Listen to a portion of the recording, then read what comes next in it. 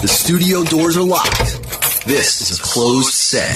Will Murray. By the way, I did go home and have sex with my wife. Jason Kaplan. I went home and masturbated to thoughts of you having sex with your wife. Their world. The relationship has deteriorated. No. Their life. What is going on around here? And the Howard Stern back office. You were screaming and fighting and being drunk? No. This is Back Office Radio with Will and Jason. Call 888-STERN-101. Have a great show, you asshole.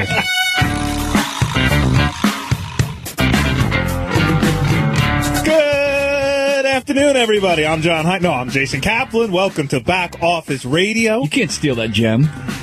You know, it's copyrighted. Again, I was thinking of starting this week's show kind of acting like John Hyde because so many people in the back office got mad at us last week, which we will be getting into today. We are hated. We are hated. Maybe we should just do, maybe we're working too hard. Maybe we should just do a nice, kinder, gentler show. We had lunch earlier and we actually said that. Like, we'll do an opposite day. Yeah. Where all we do is, like, you know, flower. We talk about how great everyone is around here. Friend of the week. Well, I have to say, John today looked very skinny with a full head of hair. So, you know, that's a compliment. We're not starting today. So welcome to Back Office Radio. I am Jason Kaplan. You look very skinny, by the way. Thank you. Oh, wait, no. Part of the old theme. Will Murray, Teddy Knitter. You can see a picture if you follow. I'll retweet it on that Stern show when I can, but it's on Will's Twitter account, Merman78. Yeah. My Twitter account, I retweeted it at Sirius J. Teddy was sniffing whatever that keyboard cleaner is. Huffing keyboard cleaner. Yeah, right before the show. Show prep. Does this taste like crap? Dude, it has a bitterant in it. Yeah, well, that's because you're not supposed to drink it, to help idiot. discourage inhalant abuse. It tastes so disgusting. I had to run out of here and spit. Yeah, really. It was almost worth not getting high. I didn't get high. I didn't inhale. You're like an elephant. It takes a lot more than a canister. Also, Al Rigon on the boards. Jim McClure running around behind the scenes. It's a packed show. It's a lot of moving parts, as Tim likes to say. If you'd like to call us and throw someone under the bus, the number is 888-STERN-101. That's 888-783-7610. We have a ton to talk about. We have Douche of the Week. We have all new Page 69, State of the Office. We're going to be getting a call from Mr. Ashley Madison himself, Noel Biederman, a little bit later in the show. We have some questions we want to ask him that might be revolving around your upcoming child. A back office exclusive. Of course. We're going to talk a lot of JD, Mr. Sixth Grade, I like to call him now, because that's, where he peaked. He's not happy about this. Well, I don't know what to tell him. He sees it coming. Then don't go on the radio and tell everyone you peaked in sixth grade and you banged or you dated every girl there. And we'll get into all that craziness, and we'll talk about his playlist, which, by the way, I know you and I have differing opinions on this, but I really enjoyed JD's playlist. No, I enjoyed it, but I don't think he really got the idea of what playlist was supposed to be about. These are supposed to be songs that, speak to, your youth or growing up, or you hear a song and it reminds you of a certain time in your life and tell us a story about that. He just basically introduced songs that he liked. I mean, he did half and half. He kind of did, right. He talked about the sixth grade experience, but then he was like, yeah, I like electronic music, so here's Chemical Brothers. I chalked that up more I chalked that up to JD not knowing playlists. I think it's just more that he doesn't have a lot of life experience. Yeah, that could be if you don't leave your room for 20 years, how are you going to relate a song to something? The Rats ate my pants to this song. It's a good one. Check it out. This reminds me of my left wall. When I stare at the left wall, I like to listen to this song. So a lot of that was JD coming up. Interesting, I was listening to John Hines' TV show. Ronnie watches Dallas, like, religiously. All he does is watch awful TV. I know, but Dallas is such an old person show, and I know it's a remake, but still, that's... I didn't even know it was on anymore. Is it still on? I don't know. I thought that dude died. It's a remake, I thought. That's what I mean. That's on? I don't know. Well, Ronnie watches it. Ronnie's got some interesting taste in TV. We always like to start off by we have big writer meetings now on Thursday, and a running theme of this show and really the entire back office for, I'd say, the last 6 months is Steve's uncontrollable anger. And, and you're making him angry once again.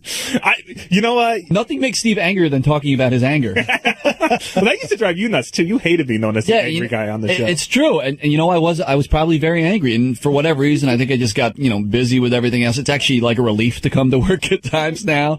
So I enjoy the experience here, but I know what he's going through. Yeah, I think you started enjoying coming to work more right after you had the first kid. I think all of a sudden work was a nice. Well, what is it? What's he going through? Well, today specifically in our writing meetings, to keep it lively, keep it moving, people get up and they pitch in front of everybody else, and we clap everyone on and we clap everyone off. It's we don't mean it. It's jokey. It's silly. You don't have. But apparently, Will heard today that Steve, even though you saw him clapping, well, I got a report on that too. Okay. First, the report was he doesn't clap for anybody. He is anti-clapping.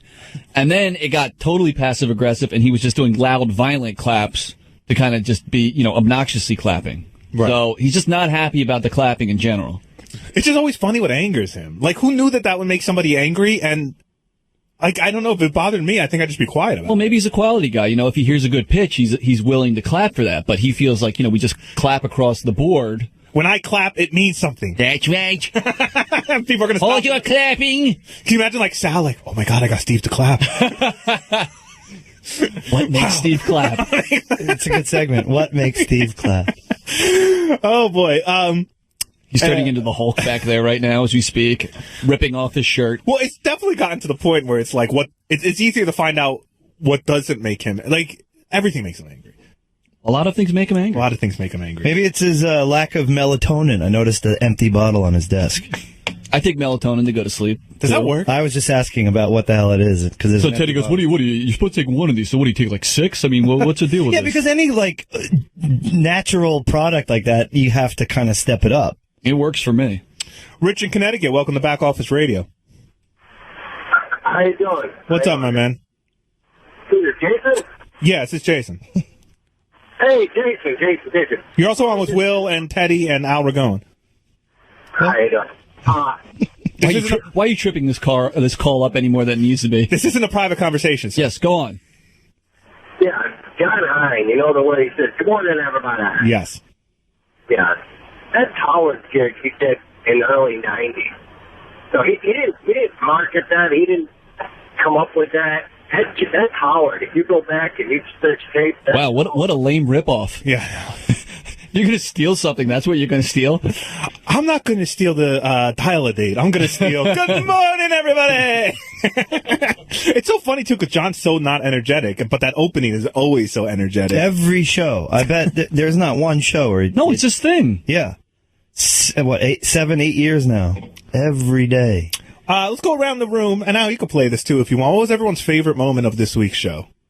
Teddy, you got something? Alex Jones. Oh, yeah? I just thought it was a great segment. I mean, 82 minutes of just absolute absurdity. It was really fun to hear. I thought Howard loved him. Howard, I thought the two kind of played off each other brilliantly. I loved it. Well, how often does an interview go an hour and a half? Only when Howard's having a good time. I didn't, obviously, I think he and his theories are crazy, but it is fascinating. Oh, it's unbelievable. Like, Bin Laden had died of, pancreatic cancer or something like that. I mean, he's clearly a good broadcaster, the way he speaks, the way he gets out an opinion, and then you just listen with someone so confidently saying just complete and utter nonsense. Right, but then you start thinking, shit, what if? What if? Yeah, well, that's what he counts on. What if my shrimp are gay? Right. Holy shit. I'm not eating them. Exactly. I bet gay shrimp tastes better than regular shrimp. Why is that? I don't know. They probably take better care of themselves. They have to look good for the other gay shrimp. They probably have less poop in their veins. Hey-o. Where's our rim shot from last weekend? Thank you. Will, you have a favorite moment of the week? I mean, the Newlywed Game was interesting. I'll put it that way. It was memorable. I liked it. I don't know if it was the greatest thing. I think Benji and Elisa were as irritating as ever on the air. She's hot. I can't help it. I can deal with a lot. I can tolerate a lot of her bullshit just because she looks good. And she also came up to me during a commercial break and she goes, "Hey, I love Back Office Radio." She told me the same thing. So, how are you going to shit on somebody that says that? I'm not a huge fan of Benji and Elisa on the air, but Elisa is, I like talking to her off the air, and, anything bad on the air, I just blame Benji for. he's shtick and she's sticky with him, I guess. Right. A lot of people thought that, he was getting the answers via text message. Yes. That's what was going on with the phone. I think that they rehearsed the answers. I think that they had some idea of what the questions might be because they were kind of generic, like, right. Who does your celebrity, who does your husband or partner look like celebrity wise? So I think they thought about some silly answers for that, and that's where they came up with Bradley Cooper. And there was another one that was ridiculous. What part of your partner do you like the most? And she said, like, I want him to have a bigger stomach. Right. Like those are answers I think they came up with together. I do too, but I have to say, and we're going to, let's just get into this now a little bit about the Newly Weird game. I'm in the studio, I'm taking pictures. I have a different view than some of the other guys do. And first of all, Benji had 2 cell phones. So there was the first time he picked up one and it had a blue cover on it. And then the second time he picked up one, it was a different phone. So was it her phone? See, that's where it does get shady. I do. And I heard an interesting theory floated by one of the guys in the back office who will remain nameless that said that he thinks that Benji had a friend listening at home. So when Elisa gave the answers, he was then texting Benji. Yeah, that's a lot of people thought that. But that the guy was off because remember how Benji's first question ended up getting thrown out for whatever reason? Yeah. So Benji was actually getting the wrong answers at the wrong time. Right, because of the delay. I mean, well, there's a delay. That's the other thing. Right, that's the other thing. It wouldn't work. I don't know. Why would you do that? You're Like, come listening on, on your stupid game. And if they're on their iPhone, it's like 8 minutes behind. So, But the big question from the Newlywed Game is who dropped out and why? And why did Sal and Christine, who clearly haven't had a conversation in 25 years, have to fill in? And we weren't even going to talk about this. We weren't, but we have the person on the phone because Wait, we have a clip first. Oh. This person brought it up themselves in their own show. Al? Real quick, caught on the wrap-up, John Hine mentioned that Sal and Christine were a last-minute pinch hitter couple for the Newly Weird Game today. Who was supposed to play, and what the heck happened? The couple that was supposed to play was myself and my girlfriend named Jenna. We decided not to do it. She decided, actually, that she didn't want to go on the air and do it. She bailed because she didn't feel comfortable with the status of our relationship at this point to go on the air and have it heard by millions of people. So it's a lot of scrutiny when you go on the Howard Stern show and you have your relationship under a microscope. Right. Especially if the relationship isn't on solid ground. First of all, I just find I hear the name Jenna and I assume the girl's hot. And I've met John Letterman's girlfriend and it is a hot name, something you should consider for your upcoming daughter. But, so I get this. You just blew the bit, you jerk off. It's all right. Don't worry about it. No, I didn't. Move on. No, I didn't. Go ahead. Anyway, so I get this frantic call from Lieberman. The bit was Monday. What did he do? Monday? I forget already. Yeah, the Monday. So I get this frantic call from Lieberman on Friday, and basically he says, "I'm out." He was really freaked out. He's like, basically he broke up with his girlfriend. He broke up with her. He called me. He goes, "Well, I don't know. I think they're having issues, right?" I'll tell you what. Let's ask him himself. John, you there? All right, guys. So, let me set the record straight. John, real quick, where are you right now? Where are you?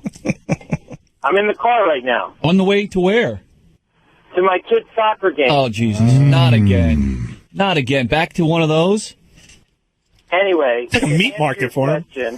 I called Jason freaking out because I didn't want the bit to be messed up by the fact that I was going to have to drop out. I mean, I was really worried because I had agreed to the bid. And anyway, we were on the verge of breaking up, and Jenna decided that she didn't think it was a good idea that we partake in the Newly Weird Game. And so I called Jason, and I was disappointed. I wanted to do it despite the fact, that we were having problems in the relationship. Yeah, John was telling me, he's like, look, if it's going to screw up the bit, I'll make her come in. We'll pretend that we're going out. I will break her fingers till she comes in that studio. But he was in a panic, not just about the show, but he's like, when did this happen? He goes, 2 hours ago. I mean, come on. The writing was on the wall with that relationship, right? So are you guys, yes, absolutely. That they're back together, though. What, you are back together? Well, I mean, look, let me explain it the best way I know how, which is it's a tenuous time in our relationship, and we're trying to work it out. Jenna, John, relationships shouldn't be this hard. I think it's time for you to part ways. I'm calling it. Look, we have opposite schedules. We don't see each other a lot. There's a lot of other variables. So, I mean, there are definitely problems there, and and we'll see what happens. But I did feel bad about backing out of the bit because, I'm a team player, and I when I commit to something, I want to do it. Yeah, but if your girlfriend hates you, it's not going to work. You know? It worked for Sound Christine. Hey, John, so did the Christmas party play any part in this possible breakup? Did the what? Your horrible behavior at the Christmas party. No. That you can't control yourself. No, the Christmas party played zero role in our. Well, I can't say zero role. I mean, she clearly wasn't happy at the Christmas party with my behavior, but it had. No, it had nothing to do with backing out of the Newlywed game. Does it have anything to do with your love of adolescent boys soccer games? Hey, did she hear the gorgeous comment and get kind of creeped out? Look, you guys continually try to ride me for ratings at the top of back office radio. Ratings. You gotta have me on to get the ratings spike. Who's hotter, the midfielder or the striker? Oh, the goalie, probably, yeah. Little goalie. He didn't even know they had positions. He just liked them running around. What did you say about that goalie last week? That gorgeous little boy. Guy. Now, John, we're playing sound clips that you can't hear. Yeah, that's right. I forgot about that. I hope you're on a hands-free device. So, John, who do you have your eye on? Who's the next girl up to step up to the Lieberman batter box? Look, no girl. No, little Billy. He's 7 and so hot. In the Lieberman situation, but look, Jenna is a great girl, and we'll see what happens. But is this going to affect you? Jenna worked at CNN, and she helped you get your headline news, gig there. Is this are you worried that this is going to affect your CNN work? No, because I actually did work for CNN long before Jenna ever worked at CNN. So I started appearing on CNN in 2005. And she's only been there for a year. So is Jenna's job at CNN in danger now if you want her out? No, of course not. She does a great job over there. And, no, it has nothing to do with jobs. And, look, we're going to try to work this out, and I'll keep you guys updated. All right. Thanks for calling in, John. Anyone else have any questions before we move on? John, do you ever pat the players on the ass, when they go into the game for encouragement? Good job. Slip a digit in there? Talk about this privately, but no, of course I don't. Do you roofie the little orange wedges that you eat during halftime? You know what, guys? I think this might be my last call to back up. Until next What? week. We couldn't hear you there. Sorry, we lost you. What? John is like, when John heard Alex, thank you, John. I hung up on him. When John heard that juice boxes can make kids gay, he started bringing tons of juice boxes. That was weird. All of a sudden, right? He's like, who wants high C? Hey, one more note from the newly weird game, and I just want to pick up here on this caller who, all of a sudden I've lost control of my phone here. Maybe it's just this line. La-da-dee, la-da-da, la-da-dee-da-da. Line 7. Oh, line 7. Thank you. Take your time. No. Yeah, we can live radio. We're good. Line 7. No, okay, so it's not working. Somebody called. They have a theory about why Steve is angry, but this is a weird takeaway from the newly weird game. So Ronnie made mention and Stephanie made mention during the newly weird game that their sex gets so crazy that they wet the sheets. No, they put a towel down. Towel down, right. Yeah. Jesus. Oh, thank you, Al. This is lovely. So hey, you were kind of back there. You were asking Ronnie about that back in the office. I got to tell you, I'll make an admission. I am obsessed with squirters. It's like the hottest thing in the fucking world to me. We know. I know it makes Howard want to vomit, but me too. Yeah, but it's my thing. I'm sorry, I love it. And so I just had to ask Ronnie. I said, "So I know the towel thing. Are you talking? Is Stephanie a squirter?" And Steve, all of a sudden, he's like, I can't listen to this. And he puts his fingers in his ear so he couldn't listen. Like anything sexual regarding any of the wives around here, he just doesn't want to hear. He went, no, it's me. I got an enlarged prostate. I don't like to hear about girls having sex. It's ridiculous. I want to get to know them first, and then we can talk about possibly kissing and then hugging and then maybe move on to, the bedroom talk. That's how it works. I would love for Steve just to write down his rules one day. I used to think John was the one obsessed with the rules, but I think it's Steve. I think he needs to write down his rules, and I'd love to read them. Yeah, no, the other thing he got really fired up this week is Miss Delaware. Yes, Delaware. She's so hot. So I was watching the tape because JD sent it out. That was because it's work. He finds gold, that kid. Mm-hmm. He finds great video. But so he found the video of Miss Delaware, her sex tape. Yeah, he did. And Steve's like, I can't watch this. This is ridiculous. Listen, why? Because Miss Delaware, that's a pageant girl, and those are supposed to be really sweet, innocent girls. And there's also the porn girls. So I can't, the two don't interact in my world. That's what. Wait a second. And Teddy brought something up I want to get to in a second. But why does he think that pageant girls are some sort of special type of girl? That's how he likes to perceive them in his head. And so he gets upset. They're sweet, innocent girls, and that porn girls are dirty sluts. And like you can't; those two worlds can't collide. Oh, but isn't that the dream to have a sweet, innocent girl that's also a dirty slut? That's what I would think. Yeah. What were you going to say? No, remember we had her on years ago. No, we'd have Miss USA or Miss America. One of them who went into porn afterwards. she was hot too. And he went on some rant on the wrap-up show about it. On the Howard show. He yelled at the girl. Yelled for at her. disgracing her crown. Yeah, right. You remember that? Tarnishing the crown. You fucking slut! What the fuck is wrong with you? Hey, that's not Steve. I know. I just want to say the best part. See, I'm the complete opposite. Yeah. The best part of the video is at the end. You mean from Steve, how he's skinny? No. Oh. What? Oh, come on. He's going to throw someone under the bus. The best part, no, I'm not. The best part of the video is at the end when the guy asked her what her favorite part was, and she points to her face when all the cum is on her face, and she likes to come on the face. So it was kind of a lame video, though. You know what I mean? Oh yeah, she doesn't really moan that much. She wasn't much of a dirty girl. She takes cum It's on so the face. funny. You and I have such opposite views. Like, when I got excited when I heard that this Miss Delaware was in a porn, because I like that kind of like real, porn as opposed to like that, chicks that fuck for a living. Yeah. And so when you watch it, and she's sweet and innocent, but then all of a sudden she's, face fucking, she's got, and it's like, well, this isn't, she looked like a porn girl. So I thought it was too dirty, and you didn't think it was dirty enough. No, JD and I are similar in that. We want a dirty, dirty girl in our porn videos. I was actually disappointed. Like, she actually fucks like a pageant girl. Like, it's like boring. She doesn't really do anything. They're gonna go back and make any noise. But hey, she takes cum in the face. Fucks like a pageant girl. I don't know. Maybe it's because she's a teenager. I know, really. What's wrong with you, honey? Maybe it's because most of the girls in porn start having sex at like 9. You guys so are they're also, experienced by the time they're 17. You guys are also horrifically desensitized. It's true. By the point now, you guys are into like extreme bondage. And like girls leaving with bruises and bloody noses. Sexandsubmission.com. Yes, you love kink.com, all that shit. Okay, so what? So I want to dream about filleting a girl and roasting her slowly over a fire and eating her. That's where Will's going next. That's 5 years from now. No, not like Fatty over here. It's all about food. If he can eat the girl, he's going to jerk off to it. JP in Toronto, welcome to Back Office Radio. Oh, hey guys, thanks for taking my call. Sure. Listen, I was just wondering, was there some sort of massive backlash after the, well, you guys sure blasted a lot of people last week. It was a great show. Funny you should ask that. Al, what's their state of the office? State of the office.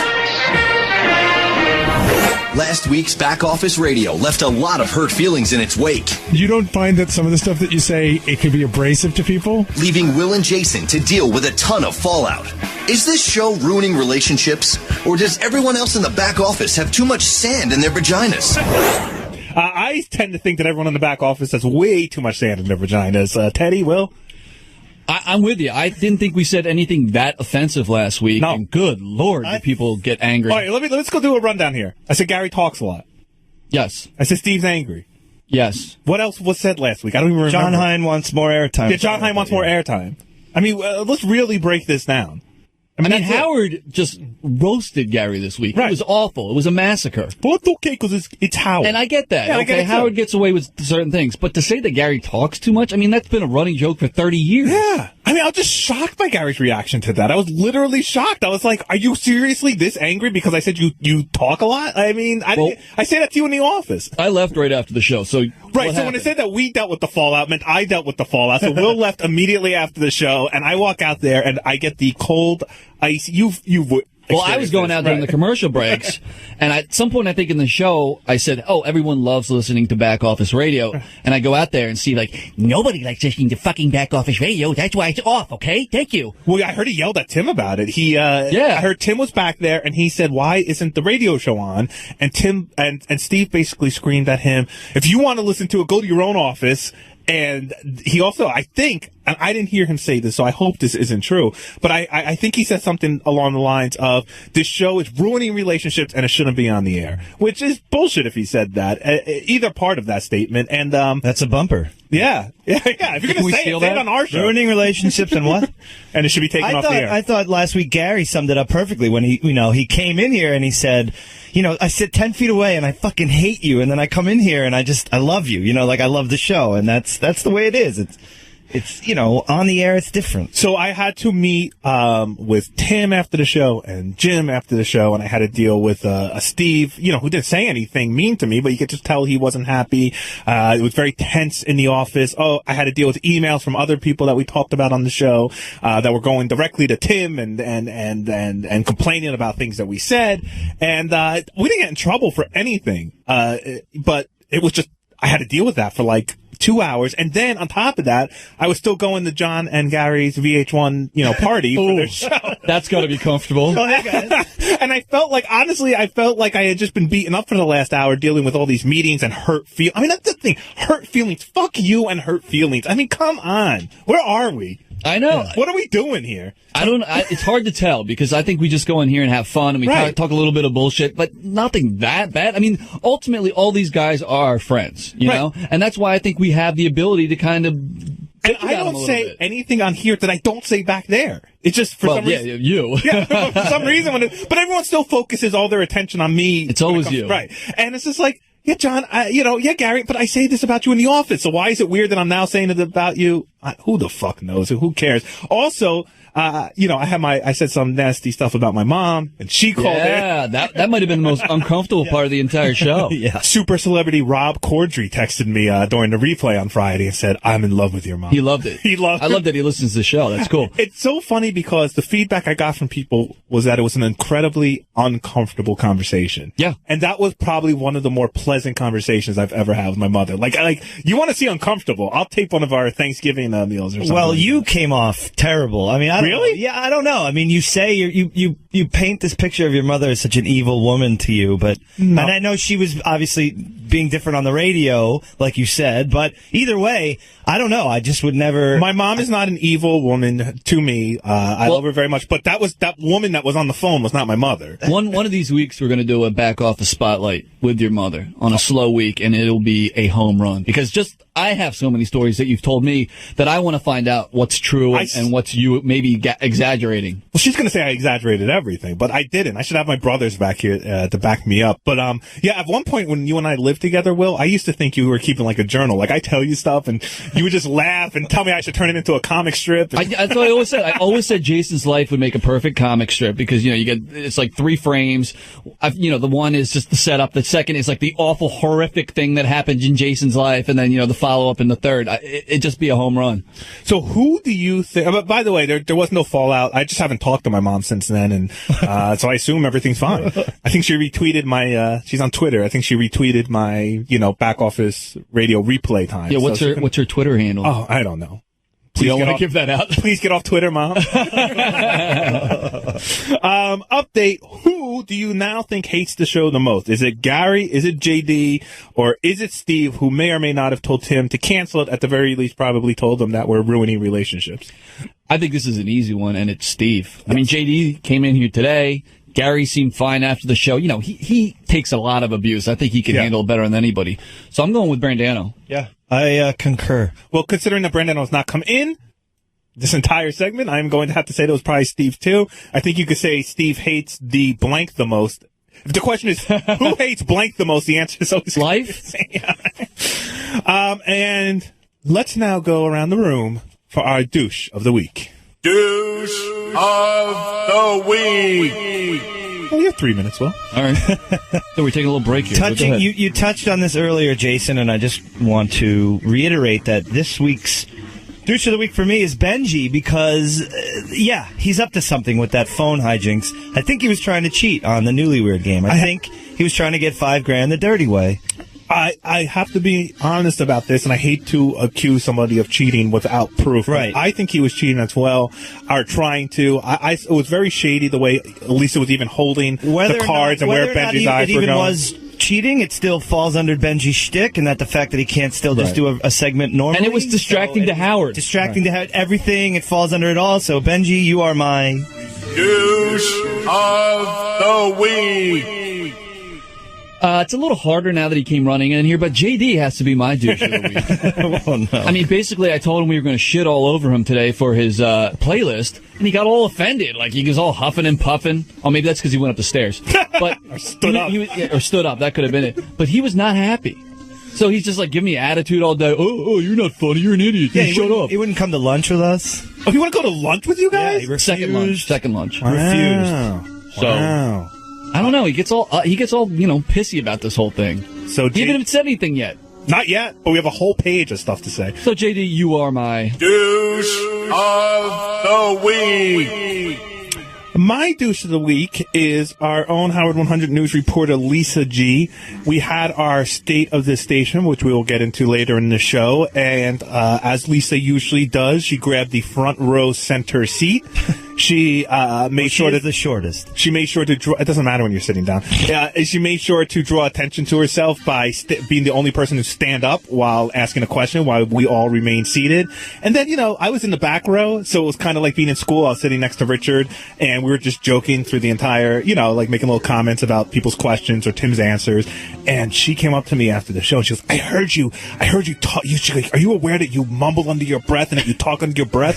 I go, I wasn't talking under my breath. I was making jokes with Richard. She goes, yeah, right. I heard you say nasty. I'm just like, Lisa, for that reason and that reason alone, you are my douche of the week. Coming up on Back Office Radio, we will talk about Mr. 6th Grade JD and his playlist and everything else we learned about him this week. We will talk to Will about his kid. We will talk about the State of the Station. We'll talk about it all, much to everyone else's chagrin, here on Back Office Radio, only on Howard 101. This is Back Office Radio with Will and Jason on Howard 101. You're entering a Benji free zone. It's Back Office Radio with Will and Jason. See, Led Zeppelin. Welcome back to Back Office Radio. JD, this is what Howard wanted to hear on your playlist. I remember eating chicken nuggets to Zeppelin. And, it's great. I have a message from Steve. Oh, you do? Yes, Hold on a second. This is breaking news. Hold on a second. I didn't know anyone talked to Steve. Breaking news. And now it sounds more official. I just went out there to make sure the show is on in the bullpen. Is it? It is. Okay. And Steve just wanted me to. He's not going to come in. Okay. Which is fine. I said, although I wish he'd call in from his desk. That would be fun. But he did not tell Tim to cancel this show. Okay, what about the... Nor did he say anything bad about this show, that it was ruining relationships or anything to Tim. Well, that's from Steve's lips to your ears. Then I've been given bad information. Faulty reports? So that's all. I just wanted to don't shoot the messenger. Why won't he come in? I don't know. I said, why don't you just come in? He said, no, I don't feel like coming in. So, again, I'm not going to push. That is fine. But he can call in, from 9 feet away. Well, Speaking of that, to hear from you, Steve. We got some nice feedback here on Twitter from Gary on Twitter. Steve can't help whining. He's from Boston. That's just what Boston people do. Hey guys, this sounds more like Bully Office Radio, but keep it up. I love it. April on Twitter says Christine Governal should be the douche of the week for not supporting her husband on air. What was she supposed to do? She should be hero of a lifetime for getting married to fucking Sal. Robert says we're the two best hosts on the channels. Oh, we'll make that second best, I guess, behind Howard, of course. And, and here's one from Leah on Twitter. Benjalisa is douche of the week. No need for further discussion or reflection. Well, you might be right. Benjalina. Hit us up on Twitter. I'm at Sirius J. Will's at Merman78. Teddy's at Ted Microphone. And you could, of course, give us a call, 888-STERN-101. That's 888-783-7610. Will, last week we were on the air and you said that your wife was going to find out the sex of the baby. Yes. It did not happen while we were on the air, and I guess you guys decided to wait till you went home. Mm-hmm. And to reveal it, and I guess you had it in an envelope because when I got home, my wife directed me to this very annoying, weird, coming from you, Facebook video, and we have the audio out. Can you hit it, please? All right, we're going to find out what the sex of baby number 2 is. You ready, Owen? Will posted this on purpose. Are we going to have a boy or a girl? This is hard to do. It's one-handed. Hold on. Damn it. Come on, tell me! It's a girl! Give a little sister, Owen. Owen's 8 months old. This kid can't. No, he's not. He's like 19 months, but he still didn't give a shit. Set the clock for 18 years. You know how many people made that joke to me the next day in the office? We can't set the I clock. can't wait to fuck your daughter. Speaking of... Yeah, well, he only has to wait 5 years. Creep. We kind of did the math on this one. In 18 years... Okay. How old are Richie Wilson will be 61 years old. That's all right. Wait, what am I? 33. How old will you be? 51. You'll be 51 years old. John You'll Hine. be dead. Perfect. You're not making it to 51. Probably not. You're just huffing keyboard cleaner. John Hine will be well over 60 years old. Ronnie will Missing probably a leg. Yeah. Ronnie will probably be dead, and Brandano will probably be hoping that she interns here so he can ask her out. No, but he'll be a gentleman. He'll wait till she's 30. Did he like that one? Hit a nerve there. That was bad. But present day, let's just say you had a daughter and she's of dating age. Who here would be the last person you'd want her to date? I mean, Ronnie's got to be the guy, right? Yeah. He's such a creep. Over Sal? You're telling me Ronnie over Sal? Yeah, I like Sal. I think Sal's actually a really sweet guy. I mean, yeah, he's a pervert, but who the fuck around here isn't? JD or Ronnie? I'm just going to try and see if we can move the line at all. JD, I mean, he's got to be clean. He doesn't have much female contact. Ronnie is still, he's the dirt dog. Teddy or Ronnie? Oh, God. Oh, come on. Well, come on. I like Teddy. Yeah. Teddy's my buddy. Well, speaking of, we were going to discuss today what we should name, Yeah, that's been going around the conversation. And we're going back and forth, and we thought, wouldn't it be great to hear from a genius on this subject? And that genius's name is Noel Biederman. He is, of course, the creator and owner of AshleyMadison.com. Noel, welcome to the show. Guys, thanks for having me. Thanks, Noel. Thanks, Noel. All right. And Noel, you're a huge sponsor and supporter of the Howard Stern Show. We play your commercials ad nauseum. The greatest commercials on earth, by the way. They're very funny. They're very catchy, which sometimes is annoying because I'm walking home singing about, cheating on my wife. And, That's our version of viral marketing, right? Hey, I'm having an affair. Instead, what we do is we put these annoying jingles in your head, and hopefully you're going to sing it when you're on the subway going home. Yeah, it is subliminal. All of a sudden, it's like, my wife complains, I just want to go out with the guys, and all of a sudden I'm like, wait, I didn't want to cheat before. Now I kind of do. He's right. Noel ruins more relationships than we do. No, when I first met you, it was when Ashley Madison was relatively new. You had some tall blonde girl was kind of your spokesperson. I don't remember her name. Neither does he. Correct. Yeah, and I had said that I saw your billboard over the Lincoln Tunnel when I was coming in, and it was a huge, nice billboard. And you said to me, and I'll never forget this: if that billboard gets one guy to cheat on his wife, I've done my job. He's a hero, really. But I meant it with all sincerity and respect, right? Like what I meant was, if I convince one guy not to do it the wrong way, meaning do it in the workplace or on a single date, so I meant if I've convinced him that the best affair is an Ashley Madison affair, then I've done my job. I didn't mean that I needed to go out there and feel good about myself, because, man, everybody's cheating out there thanks to me. They were cheating long before I... Right. You wanted them, there's safe sex, and with you, there's safe cheating. There's safer. That's perfect way. That's a perfect way to look at it. And of course, no, you have a bunch of spin-off websites now, right? Or is it all? I don't know if they're spin-off websites. They're kind of, our view of the world is there's people who supposedly want to date to hold hands and fall in love and get married. That's great. Yeah, Steve Brandano. Boo. Community. There's a way bigger community of people out there who just want to hook up, and they want to do it with, young girls, or they're older women who are divorced who want to do it with the young guys, or maybe you want to do it with a fat chick. Whatever it is that gets... What about a tubby host that wants to cook a woman? Yeah, but are you are you following that cannibal case in the city? I was talking about you. Oh, shut up. Are we going to see? Case? Yeah, the cop that's on trial for wanting to cook his wife and his wife's friends, and had all these fantasies about. That's not illegal. He should go on trial for that. That should just. I think he's going to get off. I was reading. After 25 years, that should be permitted. I think if you want to eat your wife at that point, no problem. I think it's an honor if you still want to eat your wife after 25 years. Yeah. Unless you've been plumping her up or softening her up like some sort of pate. I'm not really sure that would be all that tasty, but yeah, I guess that's his prerogative. No, I haven't been following that trial. So what's he doing? He actually tried to cook her? Or no, he just talked about it a lot, and that's why I think he's going to get off, because it's just a lot of talk with no action. But he would go on cannibal websites and trade secrets about how, the best way to kill, chop off the feet and cook it and all this, it's crazy. You look it up, look it up. And it's pretty graphic. It's pretty graphic. Yeah, Interesting. I have not gone down that dating path. I didn't think there was that many cannibals, and cannibals may not want to date other cannibals. That might be too competitive. They might be looking for softer, things. But yeah, we have built a whole bunch of what we call alternative kind of lifestyle dating sites. People in open marriages, unlike Ashley, which is much more about doing it without your partner's consent. And and rich guys, that kind of stuff. And it's gone really well for us. No, it's been great, and it's really benefited our show because you sponsor a lot of great contests that we wouldn't normally do without you. So he's always looking for like the next crazy way to get the name out there. So I don't know if you heard the top of the show, but Will is having a daughter. This is someone who hopefully in the future somebody will cheat on using your site. We can only hope. Congratulations, Will. Thank you. No, you are a master marketer. I mean, I would say Ashley Madison is a great idea and a very well run and a website. beautiful name. And a beautiful name. But you are a master marketer, and I think that's what's made Ashley Madison so well known. And so what we wanted to ask you is there a price out there for Will to name his daughter Ashley Madison Murray? It's so funny you say that because a couple of years ago, we felt bad. We heard from an Ashley Madison. This was a young girl. She was like a volleyball star in high school. She says her life is ruined, you know? Calm down, honey.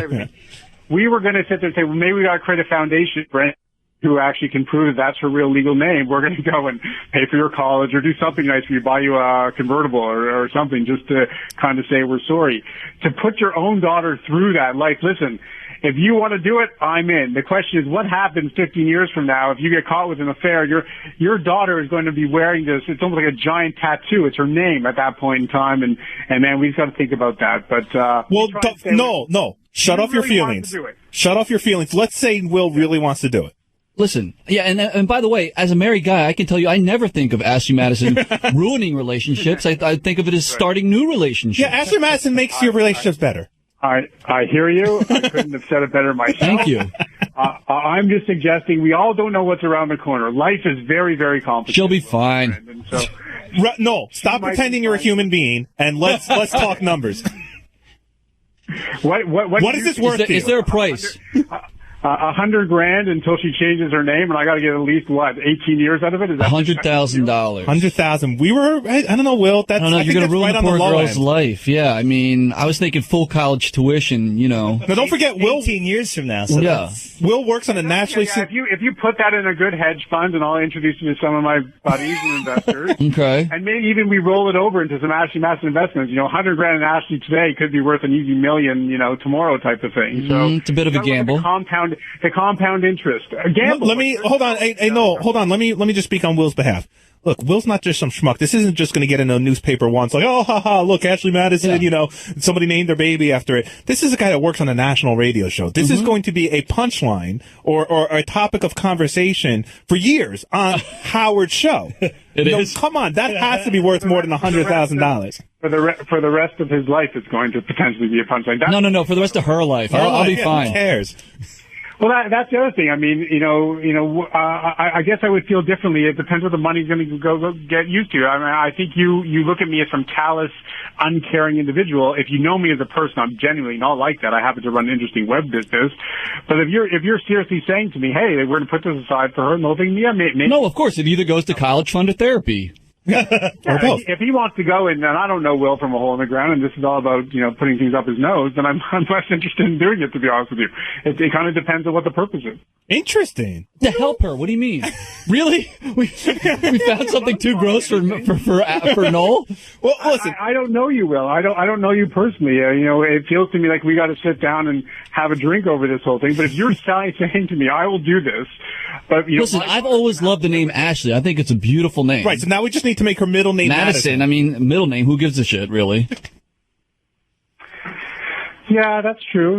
I think it's all about the branding. There's got to be commitments on your side. The birth. Oh no, we'll tattoo her on it. Something.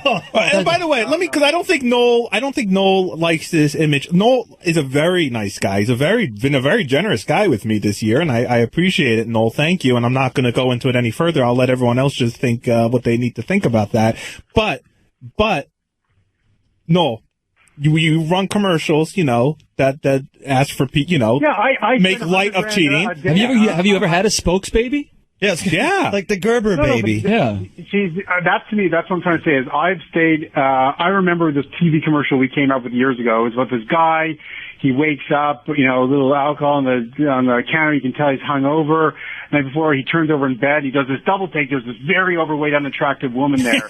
And he starts slinking downstairs, sneaks out of there, the whole thing, and he freezes at the bottom of the stairs when he sees this picture on the mantle of him and that woman on their wedding day. And he realizes, oh man, that's his own wife. And he just, hung over. And what I was trying to do was speak to the audience out there who seriously wakes up beside their wife 10 years later and barely recognizes her. Like, what? How the hell? Well, it's like that great scene in About Schmidt where he goes, I turned over and I go, when did this old lady start sharing my bed with me? Yeah, it's exactly that. In the original ad, we had, instead of a picture of the mantle, we had this kid walking by going, oh, morning, Dad.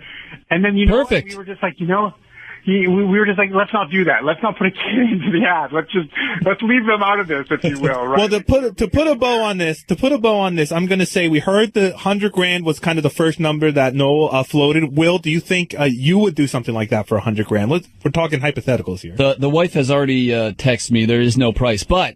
Sorry, not Tracy. I didn't mean to say shut up to you, but just calm down for a second. Will's working for a living. First of all, I think we can talk her into it. Right. And if not, I'll just get on Ashley Madison, Well, and find a new love. And Noel, in a way, this baby could be what drives Will to Ashley Madison. Right. Good point. She truly will be a spokesperson for the website. Hey, that is, without all kidding aside, it's not a 7-year itch anymore. From the data that we have provides a number of institutions, people looking at it, that first affair for most men happens when that kid comes on the scene. That is the game changer for men, right? It's the wife's pregnancy coupled with all the late nights thereafter. That's when men first start to stray. It's not some sort of magic 7-year number. It's kind of like, hey, my personal sex life has been disrupted beyond belief now. What am I going to do about it? Oh, a personal sex life. How nice is that? Noel, thanks for calling in. Everyone who is thinking of having an affair should, of course, visit AshleyMadison.com. It's a scary, dangerous world out there, and we don't want you going out and having an affair on your own, right, Noel? Exactly. But, let me know if you guys want to revisit this conversation. I could be persuaded, but why don't you work on the domestic side? We'll work on the wife. Yeah. Let me know. Go talk to your marketers, Noel. Absolutely. And we'll grab that beer next time you're in the city. I can't believe she's being such a buzzkill about this. All right, Noel, thanks a lot, man. AshleyMadison.com. Coming up, JD, Mr. 6th grade. He was a stud. He said he dated everybody in 6th grade. He was the John Hein had 80 blowjobs. JD dated every 6th grader. The two studs in the back office. Who knew? Only on Howard 101. This is Back Office Radio with Will and Jason on Howard 101. From high atop the Howard Stern building in Midtown Manhattan, no more bullshit. This is a Howard 100 News Brief. I'm Steve Warren. Many of us of a certain age still cherish our record collections. I mean, real records, the kind that play on a turntable. We are not alone. Here's Howard 100 News you need to know. Howard 100 News you need to know. There is a different sound quality on black acetate vinyl. Dave Wellington is the director of classic rock programming here at SiriusXM, and he understands Gary Dell'Abate's passion for listening to music on an LP. It's a richer sound that is warmer, and it's not as compressed as the sound that you get on a CD. And the better your speakers, the more pronounced it is. I have to say, Howard's always right, but I kind of lean with Gary on this one. That's right. Howard doesn't understand the passion for vinyl or that the sound could be better than a digital recording. And Dave says it's not just the nostalgia factor for people over 50. Even some of these new up-and-coming bands, they're putting stuff out today on vinyl. There's an audience there, and people love the sound. They like the experience of it. Dave also says the best way to listen to vinyl is through your speakers and not through earbuds jammed into your ears. Lisa G., Howard 100 News. Sometimes fair, always unbalanced. This is Howard 100 News. Now, you can get access to hundreds of SiriusXM shows, including Howard Stern, whenever you want with SiriusXM On Demand. For details, go to SiriusXM.com/on-demand. For traffic and weather for Baltimore, San Diego, Atlanta, and other major cities, go to Sirius or XM, channels 132 to 140. Another Howard 100 News Brief at the top of the hour, or as close as we can get. Howard 100. None of you fuckheads should be on the radio. None of you will be on the radio after Howard's gone.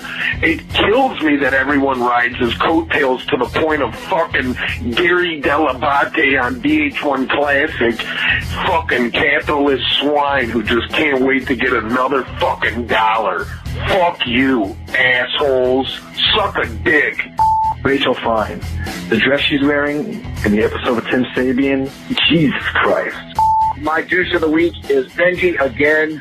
Yeah, hearing Jason call John Hines fat is like the pothead calling the kettle fat. Love you guys. Hey guys, I love your show. On the subject of the sex with your baby, Will, why don't we hear about the sex of Jason's baby? I've seen photos of the guy. He's clearly expecting. In the pool of who's going to get divorced first, you can't pick Ronnie and his girlfriend. She's going to be a widow within a year. My douche of the week, and it's always fucking Monday, is any motherfucking show that has J.D. Harmeyer on it. God damn! Y'all have a good fucking show, you bunch of cocksucking motherfuckers.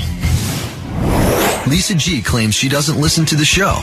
Yeah, and Tim Sabian didn't shit all over the bathroom walls. This is Back Office Radio. Interesting, Will. Welcome back to Back Office Radio with myself, Will Murray, Teddy Knitter, Al Ragone.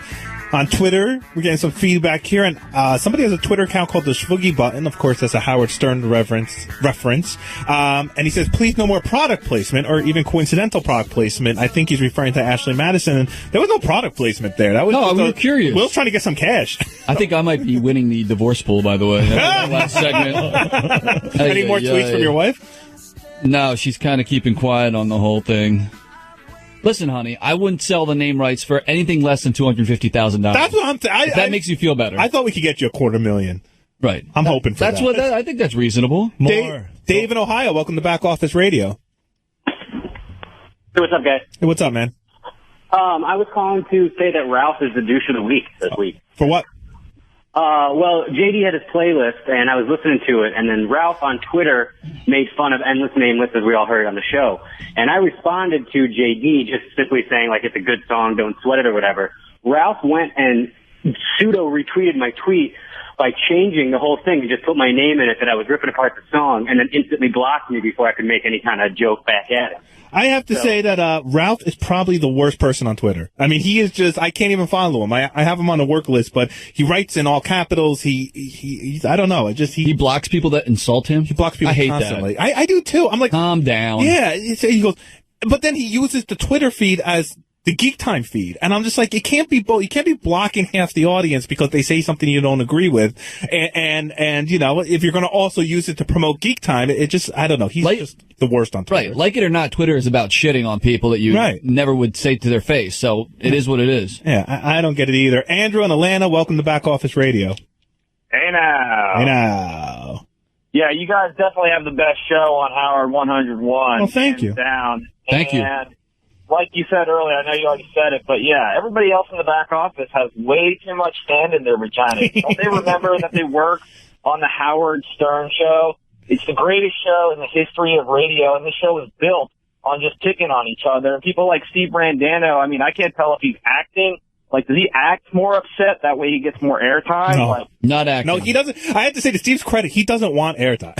No. He's not looking for and I don't want to pick on Steve, but Steve is the example of what this guy is talking about. Right. This show, everyone loves the Howard Stern show because of all the ball busting. That's what it is about. Right. So you can't get angry when people are ball busting. Well, and then he was a little upset even that JD was getting his balls busted over playlist. Yeah. Because he thinks it's going to make people not want to do playlist. This isn't a fucking drum circle. Yeah. I mean, we get our balls busted over everything all the time. It's what happens. The only person who doesn't get his balls busted is Howard and Robin. And that's it. And then everybody else is fair game.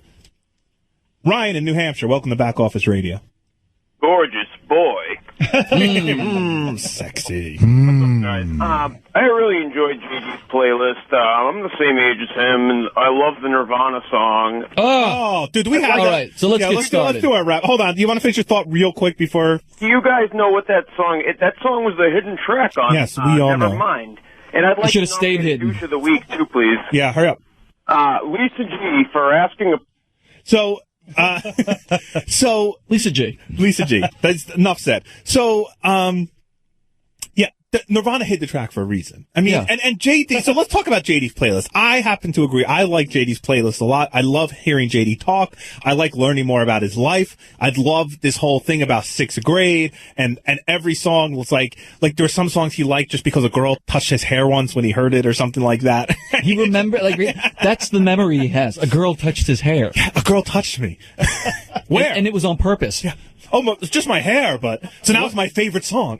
It wasn't like where he had to rub against a girl on the subway or something like that, one of those crowded trains. So, I don't know. We have a whole bunch of notes, but just to talk about it a little bit. So, we just learned so much about JD, and the thing that I've mentioned several times that I'm fascinated by is that JD feels he peaked in the 6th grade, which might be the saddest thing I've ever heard. The saddest. Absolutely. Yeah, at least for most of us, it was high school. I don't remember 6th grade for the most part. I mean, I think I had my first girlfriend in 6th grade. Me too. But that was about it. First kiss? I don't think I even kissed a girl. I don't think I kissed a girl till like 8th grade. I kissed a girl in 7th grade. I had a huge crush on this tall blonde in our class, and I finally got up the nerve to ask her to dance at like the end of the year dance, and it was just, I was just stiff as a board and like, not my body, not my penis, no. And I'm sure my hands were all sweaty. You know, we didn't talk the whole time we danced, and I think she was being held hostage. What I remember about 6th grade is that's when I know this girl's getting boobs. I came back from the summer. I was like, whoa, what is happening over here? Starting to blossom. Yeah, right. Wow, I thought I was the only one that had those. I was new. I actually had moved from New Jersey to California after 5th grade. So 6th grade, I was in a new school in a new state, and I decided I was going to try and remake myself as like this cool New York, New Jersey guy. Is that when you started wearing the trench coat? No, that was high school. That's when I moved back to New Jersey and gave up. Okay. He's the quiet Adam Lanza type. I thought I would lie and tell people I was from New York, and people would be like, "Oh, that's the coolest fucking thing." Blah blah blah. Yeah. Nobody gave a shit. No. Nobody gave a shit, and I ended up the only people that would hang out and talk with me, and I liked them, but I ended up in the Dungeons and Dragons crowd in 6th grade. No, really? Yeah. Oh my! You started that early into nerddom. It was me and this. Well, no, I was in the superhero stuff way earlier than that. But I have to say, and I'm not shitting on Dungeons and Dragons, but I did realize that this was too nerdy for me. Like, it just wasn't. It was too much for you. It was too much for me. It was too much. First of all, it was a lot of work. I mean, there was lots of paperwork and research and writing and. Well, we have what's her name, Adrienne Curry, on the show. Yeah, and she says she'll spend like weeks. Playing the fucking game. Like, I just like to sit down and play a game, and they're like, "No, you have to roll the die to make your character. Then you have to go home and write a bio, and then there's all sorts of politics involved because whoever the dungeon master is really controls the story." Stop. And so getting douche chills. So and then you would have loved this, Will. There was a faction that broke out where Dungeons and Dragons is a role playing game, and you could technically do that with anything. It doesn't have to be Dungeons and Dragons. So this other kid wanted to start doing Star Wars. It was basically Dungeons and Dragons, but with Star Wars characters. And then our little Dungeons and Dragons group split. People that wanted to keep it pure and do Dungeons and Dragons. People who wanted to go do the new Star Wars game. I did Star Wars so I could be Chewbacca. I figured that would be yeah, because you have a hairy back. Fitting. Yeah, fitting. Jesus like, dude, does this game involve pizza? So to say I peaked in 6th grade would be, I mean, no, that was sounding like you did. I also remember my 6th grade teacher, Miss Ensley. Oh, she was so hot. That was the first time I ever had a hardcore crush on a teacher. Skinny blonde. 6th grade. Jason was stiff as a board again. Yeah, Miss Take Ensley. it easy. Gorgeous. No girls around. So that's what I remember about 6th grade. But JD, he said he dated everyone in 6th grade. Good for him. He said he went to a new school too, so he was probably remaking his image as well. Interesting. That's tough. Yeah, it is. It never goes. I remember when that plane landed in California, I was like, and this is, 6th grade. How old are you? Like 12, 13 years old? I'm like, 12. This is it. I'm going to put all that.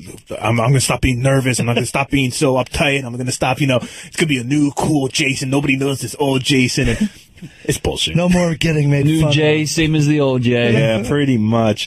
Is that the year that JD won his spelling bee? Yeah, probably. Yeah, he said spelling bee. That's why all the girls want to date him. Yeah. It's true. I can spell calendar. So we had a couple favorite raps.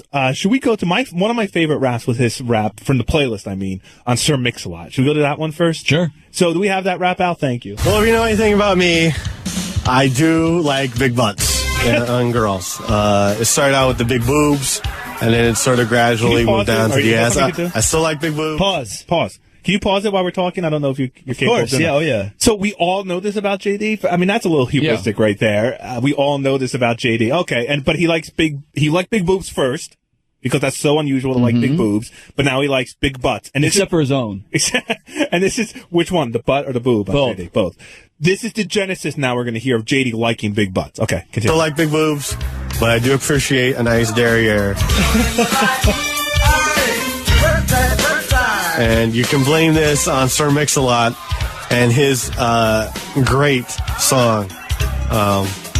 I like big butt. I think it's called I Like Big Butts. No, it's not. No, not even close, Jamie. I think it's called I Like Big Butts. Nope. Actually, it's Baby Got Back. Thank you for passing the note, Steve. So here is Baby Got Back by Sir Mix-a-Lot. I like big butts and I cannot lie. You other brothers can deny. When a girl walks in with an itty bitty waist and a round thing in your face, you get sprung. Come on, everyone knows this song. Yeah, no, that was impressive, right. Will. So bad. So let me get this straight. This song got It was bad in JD 1992, and it's bad now. JD wasn't into big asses until this song. Like this song, like woke up some like inner demon in him. That all of a sudden he's gonna butts are nice.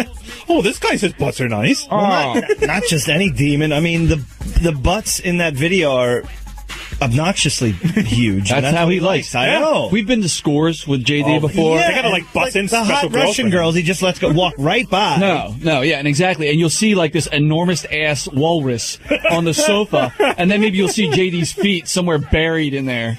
I know that Lonnie will go out of his way if we're doing something special down there, and he know JD is going to be there. He will bring in girls with gigantic asses. Yeah, like for JD. Oh my God, there was a. I think she was Puerto Rican one time. JD. She could have enveloped him in her ass. Like, he could have just fit into her crack, and he was in love. I mean, we didn't see him the rest of the night. He was off in the corner somewhere. He went to go live in there. What is it about the ass? I mean, I like a good ass. I'm not an ass guy. I'm way more of a boob guy than an me ass too. guy. Are you, Ted? What are you? I appreciate whoever has Coke. Yeah, whichever one is a better surface. Turn it off. I hate this. Another really funny rap that JT did. Oh yeah. Was his rap on rap? Was it rap on Mike Jones? Mike Jones? Now, I guess we have to talk. I'll just play it. Growing up, I haven't gotten a lot of attention with the ladies, and then finally, I've gotten some sort of level of fame. I don't even know if there's a level, but some people know who I am. But there's a song that I have that I listen to Aren't you sometimes. that fat mush mouth from the Howard Stern show? It's by Mike Jones. It's called Back Then. I think the hook is, back then hoes didn't want me, now I'm hot, hoes all on me. I can sort of relate to that a little bit, in a way. Not everything involved in this song, I don't have, my pockets aren't bulging and cash, and I don't Just have the any top cars. of your pants.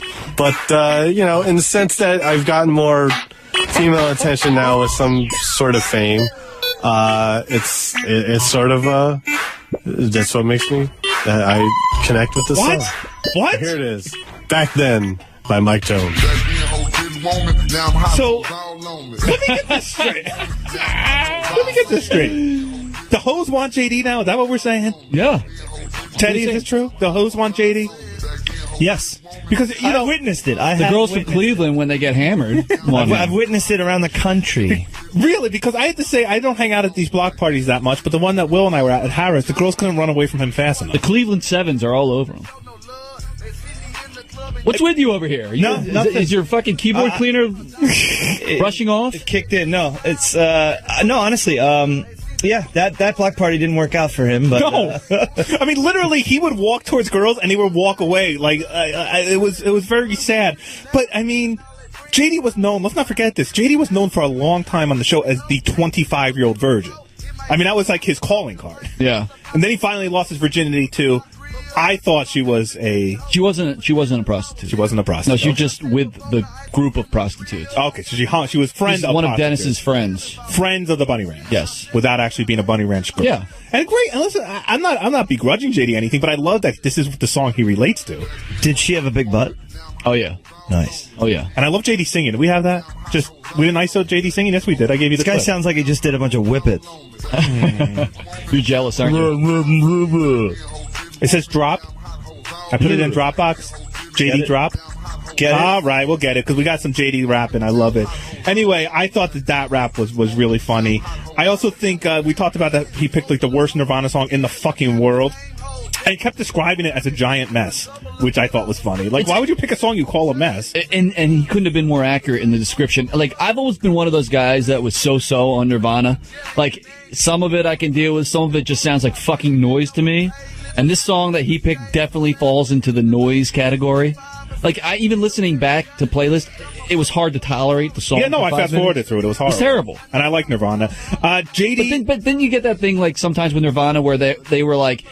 They were the cool band that, like, you know, we were teenagers, and it's like, yeah, I'm kind of in this, but half the time it just annoys the shit out of me. Look, In Utero wasn't that good of an album. Pearl Jam was always, like, a great Pearl band. Jam is They're awesome. Nirvana, they blew the doors off with Smells Like Teen Spirit, or Nevermind, the album. In Utero was an okay album. Then they had a really great... You got that shitty song out, by the way? Yeah. Oh, this is a Nirvana song? Yeah. I just pictured JD, like, bashing his head against the wall, alone in a room somewhere. Or eating. Hey, you want to hear a hacky joke? Sure. How does Kurt Cobain collect his thoughts? He picks them up off the floor? With a sponge!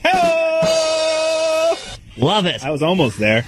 Yeah, by the way, Kurt Cobain shooting himself is the best thing that ever happened in Nirvana. Because I think it made him, like, legendary. Oh, he should have... No, never mind. And really, Dave Grohl went to the Foo Fighters, and that's I love Yeah, Foo Fighters are great. Yeah, they're freaking awesome. No, Nirvana was good, but let's face it, they were an album away from being a joke.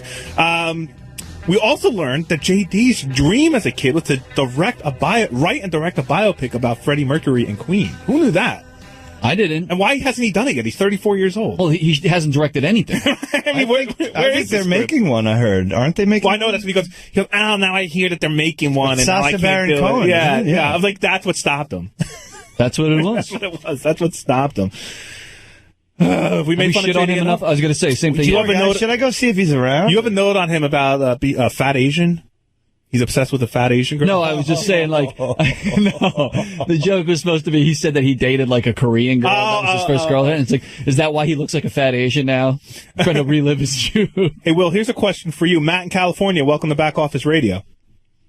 Yeah, I was hoping, hey guys, I was hoping to ask Will, A, what did Ronnie say if Stephanie was a squirter? And B, there are ways to facilitate it. Has he ever tried with his wife? I don't want to answer the question, but we are going to get Ronnie on the show, I think, in one of the later segments, so we will ask him and see what he's comfortable answering. Oh, I can't wait. All right, thanks. All righty, then. Iago in Franklin Square, welcome to Back Office Radio. Hey, guys, I agree with you on John Hine. He's always been a bit of he's douche of the week, too, by the way. He's always been a bit of a huckster, a bon vivant, the flim-flam, especially... What? Actually, define those, please. He didn't actually create Jump the Shark, and with that, that dopey catchphrase, he didn't do it either. That's Christopher Russo when he goes, "Good afternoon, everybody. How else we gonna do today?" Everyone's taking credit for that gold. I know. I have a feeling Chris Russo's like, John, you can have it. Yeah, right. All right, John's a flim-flam man. That's coming from Iago. And a huckster. Well, yeah, he used like 50 adjectives there that I've never heard before in my life. And Matt in Massachusetts has been on hold for a really long time to say that Benji and Elisa were annoying. Hit us, Matt. Hey now. You know what? I'm actually in the minority, I think, of people that like Benji. But I just think since he's been dating Elisa, his shtick on the air isn't very funny. And the two of them together are just friggin' annoying. Like, Elisa Schwartz, I don't know. I don't know what it is about her. Like, she's good looking, but that good looking goes so far down the second she talks. Yeah, that hasn't happened to me yet. Yeah, I mean, dude, she is hot. Give us a call. Oh, wait, Teddy's making a face. Well, no, my thing is I just, I question her sobriety 24/7. We question your sobriety. Exactly. Right now we're questioning it. I'm just saying, it's like... Take another huff. How could she be with him? There's got to be something there. I don't know. Fucking Teddy. She's running. I question her sobriety. She's running on 5 cylinders. You're drunk 6 days a week. What are you talking about? Not anymore. You see Teddy and his wife walking down the street with like a wine bottle each in their hand. I'm worried about Benji's sobriety. Can he hold it together, that guy? Maybe you should have worried about Artie's sobriety. Oh. Hey, speaking of, not where we got you in the spotlight here. We got Thanks some a lot. bets. I lost $100 to John last week. I didn't think Daniel Day-Lewis was going to win the Oscar. Terrible I know it was a terrible bet, but I really thought that people were sick of Lincoln and sick of him. And, I took the field. So, hey, why the fuck not? But I paid up. I gave him the $100. I put it in a card telling him I hope he retires and he should leave, use his money to leave immediately. And Teddy, you have a bet we've had going on in the office for a while Almost now. a year, yeah. You made a bet with Ross Zapin. What was the bet? It was when Facebook went public. If it was going to go above $30, and loser takes the other guy to Nobu. Yeah, which I'm still saving up for. So pay up. Yeah, I'm getting there. Are you really saving up for it? Yeah, No, I'm he's not special saving Nobu up. fund. He's like, it's going to be like $500. Go get Ross right now. Where We is just he? went to We'll talk about $1,000 dinner He's the other not night. here right now. Where is he? I think he's away. Where? On vacation. In? Somewhere. Well, no, we're not giving locations. Calm down, somewhere Jason. warm. Tropical. Yeah.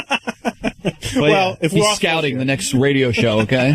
No, I mean, the point is yes, he loves to remind me about it, and yes, I treat it like a wedding gift. I have a year to pay up, so Getting close, my getting friend. close. I think May is when I need to take him to lunch. A lot of people do not. Every single call we have is Benji and Elisa. They're not loved. No, they're not. Leah in New York, welcome to Back Office Radio. Hey guys, great show. Thanks. Thank you. You're welcome. I wanted to talk about Alyssa or Lisa or whatever her name is, and about her phone call into Cosmo Radio. I don't know You about guys this. hear that? No.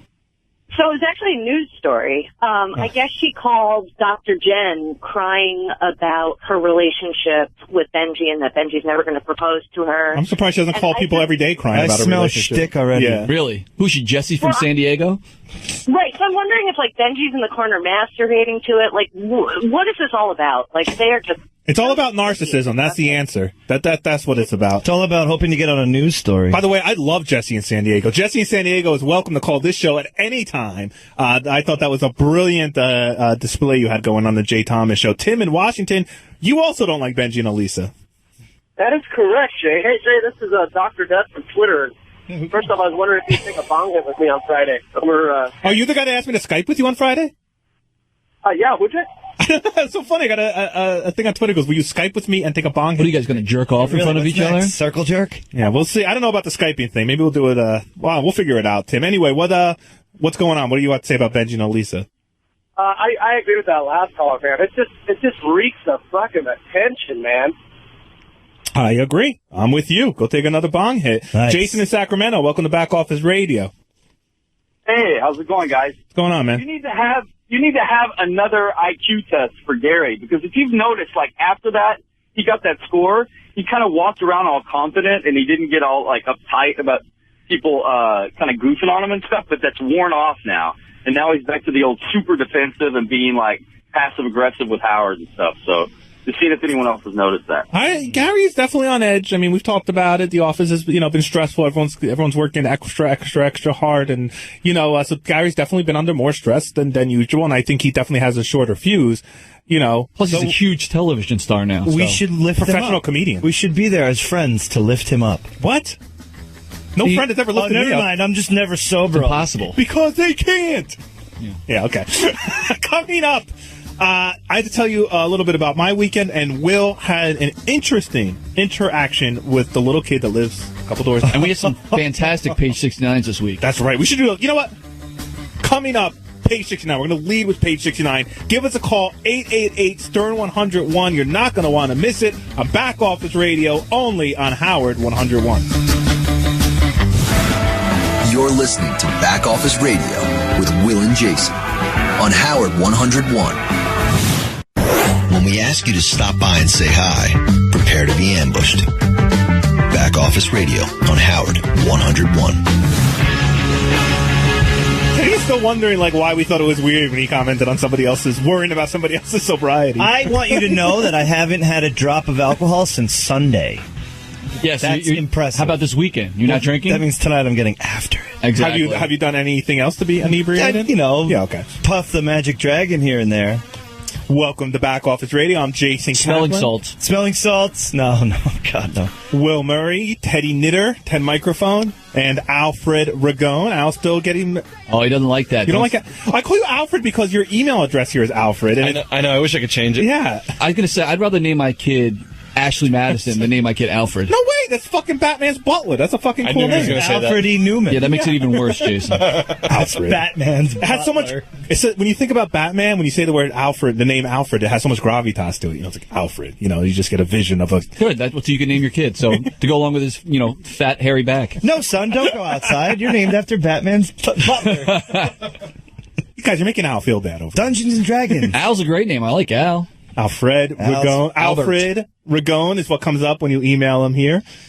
All right, let's just jump right into page 69 because we have too many good stories. Page 69. Will, would you like to start? Sure.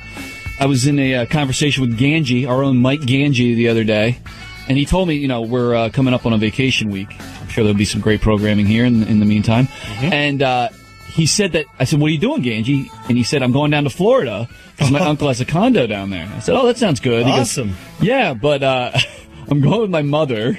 Okay, big buzzkill already. And she doesn't fly. So my mom, me, and my brother were driving down to Florida to go to my uncle's condo for the week. And I'm like, wait, how old are you, dude? What are you, like 7? What are you going to stop? Is he allowed to sit in the front seat? Like, he has to sit in the back with his brother the whole time? Are you going to stop at south of the border? I mean, it's just gotten sad with him. This is a guy that hooked up with, what's the porn star's name? The hot porn star? Gina. No. She was hot. The one that hooked up with Springer. Sure it wasn't Gina something? No. The one that stopped being a porn star for a while, God became damn a porn it. star again? Why can't we not think of this? Anyway, somebody is a bigger fan of the show than us. Call it Kendra. Thank you. Kendra. And now it's just like he's driving down to Florida with his mother. Yeah. I don't know. It's like it's just sad. You know what? He was one of these guys that dated one of our interns, one of our very young interns. He was in his 30s. Very cute girl. She had like just turned after her internship. No, it wasn't anything on tour. But she was like 18, maybe 18 and a half, and he's dating her. She's very cute, and she ended up becoming very successful. I mean, she finished up school and went and got her master's or something in business, and then ended up getting this high profile financing job. And the second she started to make it, she dumped him. Yeah. And it's just like, now he's here, he's in his, what is he? Is he late 30s, early 40s? Yeah. Is he in his 40s? Mid-40s, I'd say. Mid-40s? Yeah. He overplayed his hand. That's what happened to that guy. Yeah. He's one of those guys, he had a great job here, he's getting lots of girls, he's like, oh wait, I'll find the right one. And then all of a sudden, like, life kind of just passed him by in a weird way. And now he's asking his mother if she can pull over at the next rest stop so he can pee. Mom, please! 240 miles till south of the border. I can't hold it! Put my station back on! I wanted to listen to Z100! Mom, Mikey just hit me! Where's the second Rescuers CD? Are we almost there yet? This is ridiculous. We're only in South Carolina. I mean, no offense, Mike, but you're in your mid-40s, you're overweight, you live by yourself. I mean, where is this going? Where is that going to end well? You and JD should, like, become roommates or something. So that was my first page 69. That's a good one. I'm going to skip the second one here because this, actually, I'll do this. We'll do this together because you and I both heard this at the same time, Will. We heard a rumor that Steve Brandano, who has stopped drinking, is now telling people, so he's not hiding it, but is now telling people that he is back to drinking and back to drinking red wine. Yes. Only. If one of the interns can take Steve's headphones off in the back office and see if he'll come in and address this, we'd love to know, because I fully blame back office radio for this. We finally causing him to drink. We finally drove him to drink again. Well, no, but if it's anything like one of our other friends, Ben, who's been just trying a year-long goal, it's almost there. Right. I think a week. He's about ready to jump off that wagon and start drinking again. Because it's been a year. So maybe Steve's following a lot. Now, I have to say that Steve reached his goal, and that's where he is now. I am insanely impressed by Steve's ability. Like, he just came in one day and he goes, I'm not drinking anymore, and he just stopped. And incredible discipline. It was like crazy. I'm like, yeah, right, it's going to last 2 weeks, and it lasted forever. But Steve, any truth to this rumor? Yeah, it's not really a big deal. It's just more of a social thing of, I don't want to be like, I don't drink. So like when we went out with the guys, I had a glass of wine. It is weird when you say you don't drink. Like, somebody automatically assumes there's an issue there. Like you're a raging alcoholic. That's exactly what I'm trying to avoid, and I don't think it's unhealthy for me to have a beer or a glass of wine here and there. It certainly isn't. I have to say, I've seen, I don't want to blow his cover, but I've seen Steve drink a couple times over the last few months, but it has always been I'll grab a beer and sip, milk it for the pretty much I'm not the whole trying night. to hide this from anybody either. Yeah. But so how is the expect?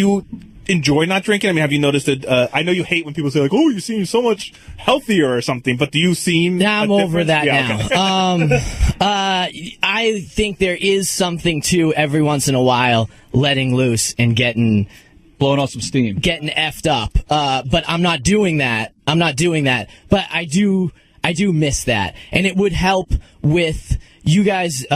As you've broken down several times, you kind of know how I am with women, and I could get over things more if I was getting shit-faced. Isn't that crazy that women have to get Steve drunk to get him in bed? Right, it is. If Ben and I are trying to put together a staff beer pong tournament for mid-March to celebrate his 1 year ending of sobriety, can you play beer pong? Is that something you'd be into? See, the last time we did a beer pong tournament, I didn't play in it because I would make the argument that I am a much better beer pong player when I am drunk.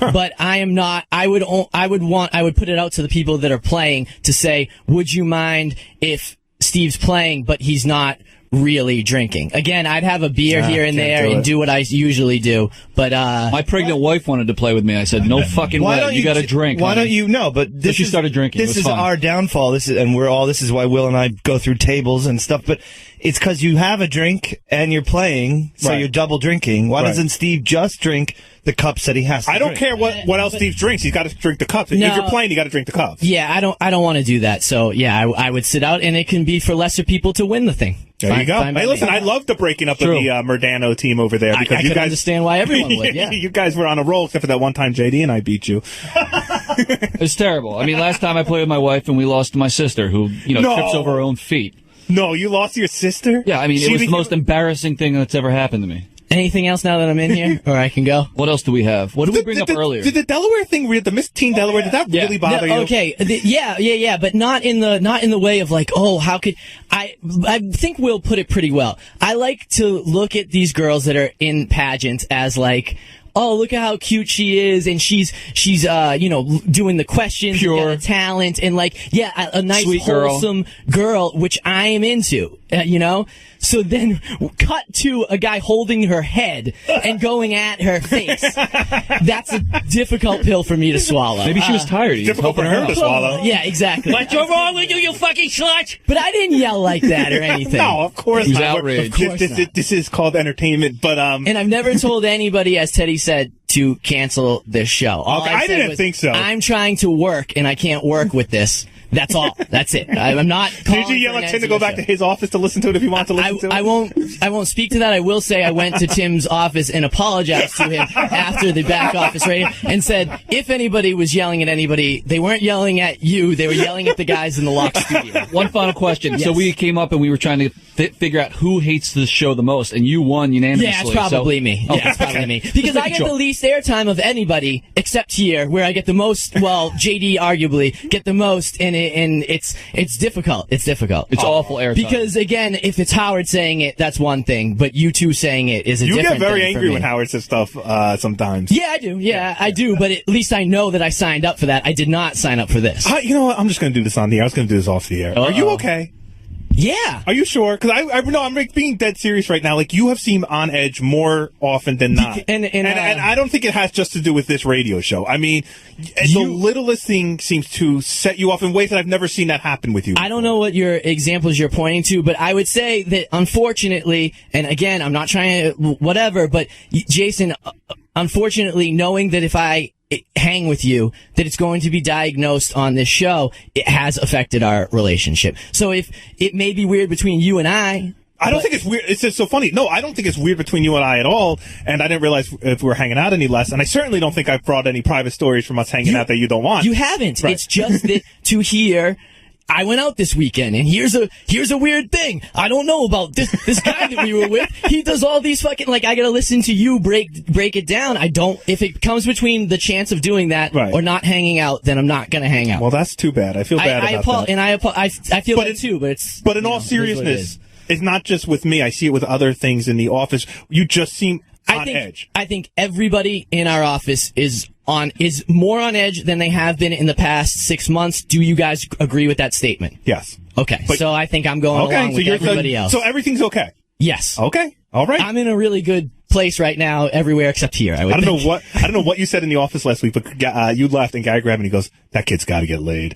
I was like, "Oh no!" Actually, I again, you guys are out of the loop, but I actually don't need. He's to. getting laid like crazy. I didn't say that. I didn't say that. Oh, I can say, again, have we we're in a different. Yeah, we're in a different place with you, and I apologize. I get the feeling that sometimes from Steve, like he's just too cool to hang out with. Well, he always I really do like, get that no, feeling. I don't- No, like yesterday when we were talking about New Girl, like you said, it's a great show, and like I'm just out of the loop kind of, and I just get the sense of like, you know, I'm at home with a family, and I'm just too lame to hang out with. No, it's not. You're too lame. And to like hang when out you just with. say like, oh, you know, I got a girl, you know nothing about it. I have a whole life going on outside of you. Because I don't want to hear about That's it here. ridiculous. You It's know what, just like, Steve? that's kinda dicky. ridiculous. It It's really kinda is. dicky for me. You Yeah. really, I mean, It's kind of dicky for you guys to talk about me on the you air really, every you week. honestly believe if you start talking to me about a girlfriend you had and like, look, I don't want to need this Yeah, on the I air. think you guys we would bring it up on the air. I think you guys make comments all the time about stuff that's in our personal lives that is not bad, but I just don't want to hear it. Well, from you guys on this show. Well, so enjoy, I guess. But I don't think you're life. lame. Well, I do think you're in a different spot. Kind of, but not really, particularly. I don't know. I seem to hang out with people. When does the last time you hung out with Teddy? I hung out with Teddy 2 weekends ago. When do we hang out, Ted? We went to that dinner. That doesn't. Yeah, I don't hang out as much, but that doesn't mean. Yeah, first, he lives in Queens. You live in Jersey. But you're you not could come upset out with if you Teddy? wanted. You're not upset with Teddy at all? Huh? Well, like I said, he lives in Brooklyn. Okay. You live in Jersey. I don't know. Like I said, it's a different feeling I get from him. I don't think he looks at me like I'm a tool. I don't look at you like you're a tool, and I'm sorry. So instead of telling us about your girlfriend off air and fear that we'll talk about it on air, I don't you're have now a going to girlfriend. reveal I have no girlfriend or anything. that you're getting laid on air now? This is better? No. I'm just telling you, I don't talk to you guys like I once did. Well, that's sad. I agree. It's what I said when you guys started the show. No, I think our relationship had changed way before Back Office Radio, to be honest with you. Well, I don't know what to say to that. I blame this show and nothing else. Well, if you're getting laid and you're still this angry, I feel very bad. No, stop it. I don't care It's how you fine. feel about me. Exactly. All right. All right. Thank you very much. Thank you. We've had him on the phone. I didn't realize he was on the phone, so I apologize. So, Al, can we just jump right to our underreported news story of the week? And now, the most overlooked Howard 100 News story of the week. It was the biggest weekend of the year for NASCAR with the Daytona 500. The Stern Show's biggest NASCAR fan, Ronnie the limo driver, was none too pleased with the race. Sunday's race pissed me off, man. At the beginning, the first couple of laps, I mean, you got to be cool. It's a long race. It's 3-4 hour race, And Kyle Busch, I don't know what his problem was, what his rush was, and taking out, Casey Kane, and then he took out my guys. He took out Tony Stewart and Harvick both. And Harvick was on a real streak. He won the first 2 races there, and I'm friends with both of them, and it really pissed me off. I almost threw something at the TV, and I'm serious. I almost fucking threw something at the TV. His TV's shaking. And he goes, on his radio, Kyle Busch goes, "My bad, sorry." Yeah, okay. He just took out the whole goddamn fucking field of top cars. Yeah. That were favorites to win. Yeah. I mean, if you think that's cool, I don't think it's fucking cool at all. Yeah. My bad. Fuck you. A strong opinion from Ronnie the limo driver. Howard 100 News. Now on the air to discuss his extreme anger at Kyle Busch and NASCAR and his television is the one, the only Ronnie Mund. Welcome, Ronnie. What's up, guys? I thought you were calling me about something else. Oh yeah, you know what? We should get to that right away, real quick. Before before we move on. No, you don't have to. You don't have to answer the question. We just have to ask We're it. not getting to that anything. We're not getting into that. Is your girlfriend a squirter? I didn't say anything of the sort on the air, did I? No, you said you had to lay a towel down when she has sex. So I'm asking a question. All I said was sometimes you have to put a towel down. That's all I said. So you have. He's not answering the question. He has excessive ass sweat. Let's move on to his BFF, Tony Stewart. So what? The thing that struck Will and I is interesting. I don't want to talk to Teddy. He's not part of the show. Oh, sorry. Ouch. But I happen to watch the race, Ron. Come on. Yeah, okay. You don't watch any race. Bullshit. I watch the whole thing. You watch motorcycle stuff. You watch motorcycle stuff, man. I watched Danica lead for a lap. Come on. Oh, wow. Danica. Okay. Yeah. Yeah, okay. Yeah. So what do you got? What do you guys need, man? Well, it sounds like you're according to that news report, it sounds like you're very, very, very good friends with Tony Stewart. I'm more good friends with Kevin Harvick than I am with Tony. I mean, we are friends, and so, like, do you guys text back and forth? Kevin will be actually driving for Tony next year. Tony owns it, you know. Do you guys text back and forth, Ronnie? What's that? Like, do you have can you call him up now and say, hey, you want to hang out this weekend? That kind of friendship? I've hung out with him. We've gone to Yankees. I've hung out with him in Florida. I speak with his wife. I text his wife all the time. She's just sent me a whole bunch of, swag. A whole box of swag. I was going to say, in Ronnie's defense here, you don't even have that kind of relationship with Steve Mirandano anymore, Will. You can't even get him to hang out with. It got sad real quick. You know what? I'm listening. I was just listening to that whole thing, and it kind of sounds like back years ago when people used to say that about Howard. What do you mean? Nobody wanted to sit with him at the Christmas party. Nobody wanted to sit with him anywhere. They were all afraid to talk to him. It kind of sounds like the same thing, Will. You guys have that complex going on now, I think. Well, what are you talking about? He's talking about how Brandano doesn't even want to confide in us that he might be seeing somebody because he can't talk to us like that anymore because he's afraid of our radio show. And he's saying that Howard went through the same thing where all of a sudden friends and people in his life got wary of having a personal relationship with him because of what he might say on the radio. I say to those people who did that to Howard and to our friend Steve Mirandano and anyone else in the office, I think it's sad. Steve is one of my best friends in life, not just here in the office, but I think that that's crazy. I would never betray Steve's trust. And again, everything we talk about on the air is complete nonsense and silly. And but that's his issue, not mine. I just missed it. Who's the driver that Ronnie likes? We got to look him up. Kevin Harvick. All right, but you are friends with Tony Stewart. Hey, where is Tony Stewart from? Indiana. Oh, I knew that. Not for you, dopey. Yeah, Teddy, Jesus. Ronnie was right. Get the fuck off the air. We're going to do a Tony Stewart quiz. Oh, I didn't know that. Forget it now. Go ahead. Answering all the questions. Who's taller, you or Tony? Ronnie. I think we're about the same height. If you turn around, there's a picture of him right where you're sitting. Yep, we're looking right at it. Is Tony a squirter? Holding a picture of me. Well, he is holding a picture of you. Hey, Justin in Saratoga, welcome to Back Office Radio.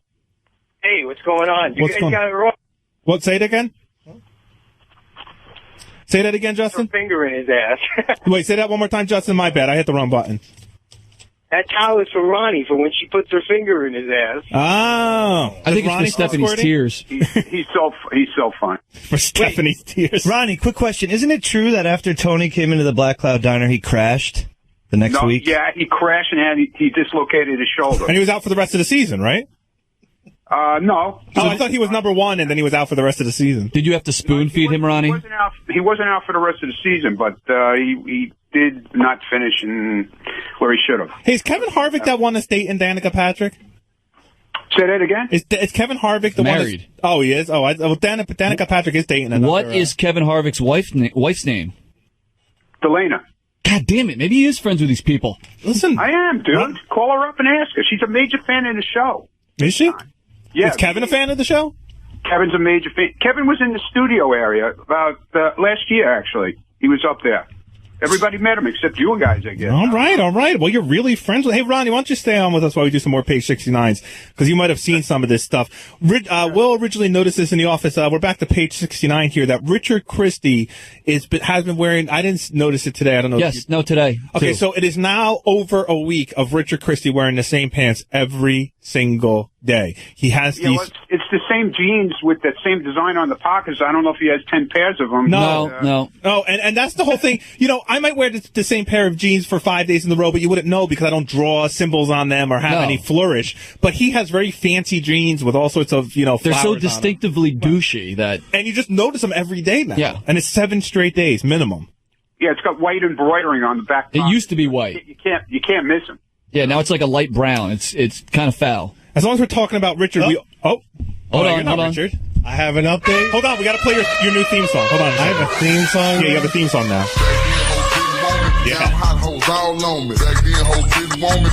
There he is. Look at him. Getting the swagger on, kid. Yeah. We don't need the elephant sound, Alfred. Thanks, dickhead. Asshole. I believe Richard Christie will be wearing those same jeans at least for a month. What? That's what I heard. Oh. Is he like trying to set a Guinness record or something? I don't know what he said. He said he doesn't like jeans don't wash properly or something. I think I heard him say he's going to put them in the freezer. I don't know. What? Why would he put them in the freezer? I don't know. Fucking weirdo. Thank you, JD. I have two great Richard Christie. Yeah, they got to go back to back. So, Everyone knows he has his dopey guinea pig, Taco, right? That he loves. Taco. I love Taco. If you go to howardstern.com, there's a video of Taco on there. So I guess, the other day they spent $60 on a car service because Taco needed to have its nails trimmed. What? And he's scared to do it. So it was $130 to take Taco to whatever you take a fucking guinea pig to go get their nails did. Yeah. You gotta take him to the vet, man. You take him to the vet because he's scared to do it. So I don't know why he has to take a car service. First of all, why do guinea pigs need to have their nails cut? No, they probably get too long. I get that part, but why can't he take the subway to the fucking vet? He goes, no, Taco likes the car service. But then the best part of the story is, I guess either that night or sometime after that, he got drunk and he dropped Taco on its head. No. In his apartment. Oh, come on. He dropped him in the toilet? No, he dropped Taco right on the floor, right on its head. And he said he was so upset that he started crying and bashing his head against the floor. Now, Wow, Taco! Wow! Wait, did he bash Taco's head against the floor? Or? How do you find this stuff out? We got our sources, Ronnie. Oh, okay. All right. Hey, Ray, thanks, buddy. And tell Kevin Harvick and what I am assuming is his beautiful wife, we say hello. He's got to be fucking that guinea pig, right? Beautiful wife, Selena. That's right. Thank you. Thank you, Ron. Did he bang his own head against the floor or the guinea pig's head? His head. No, he loves the guinea pig. He felt very guilty. I own 2 cats and a dog, and we just clipped the nails ourselves. But more reason Richard Christie should never have a child. Yes. I don't think you need to give any reasons. When we come back, we'll name our douche of the week. We already talked about an Angry Steve. I'm going to preview the Fat Guy show, which is coming back Monday night. And, of course, any staff grievances. We'll want to hear from any staffers who have grievances. Coming up on Howard 101. You're listening to Back Office Radio with Will and Jason on Howard 101. You're listening to Back Office Radio.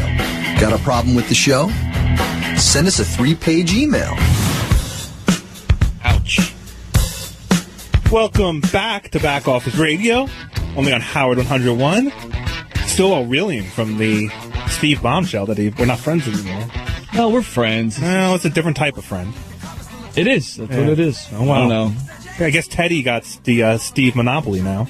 Lucky you, Teddy's the coolest kid in the room, so he gets to keep the friendship. Just, it happens. You guys just sit around and talk about how cool Williamsburg is and shit like that. Can't be quarterback forever, Will. Oh, please. I was never quarterback. Oh, yes, you were. Oh, my God. I was the kicker. He worshipped you me and for Steve? years. Yeah, no, I mean, we were very great. We were great friends. It's not like he owes his own job to you or anything like that. I'm just kidding. I love Steve. I'm whatever. His own man now. Adam in Indianapolis, welcome to Back Office Radio. Hey, guys, I really enjoy the show. Thank you. I wanted to touch base on Joan Rivers, and she's been on Sirius, it seems like at least 10 times at this point.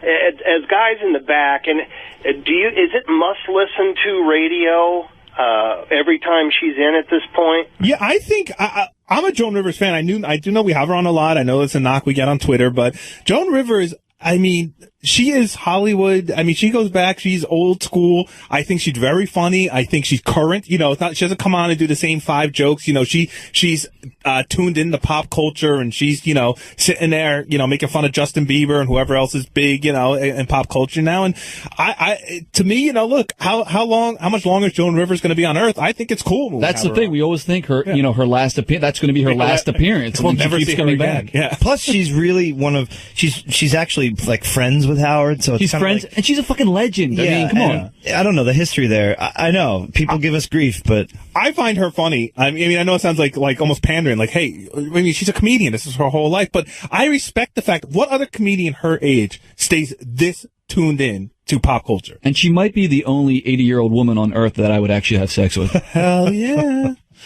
Tyler in Florida, welcome to Back Office Radio. Hey there. Wait, can you hear me? Yes, sir. Oh, well, first off, I'd like to say I love your guys' show. I try to tune in every week. I would like to nominate my douche of the week.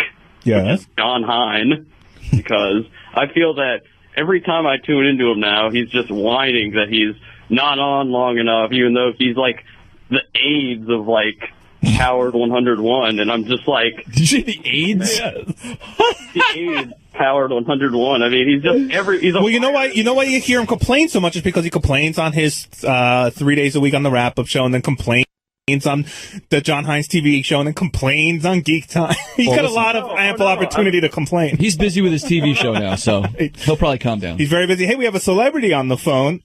And this is the one and only Jesse from San Diego, who I guess very phone call said Jay Thomas over the edge. Jay Thomas, of course, once threatened to hit me with a chair. So, Jesse, I appreciate you getting under his skin.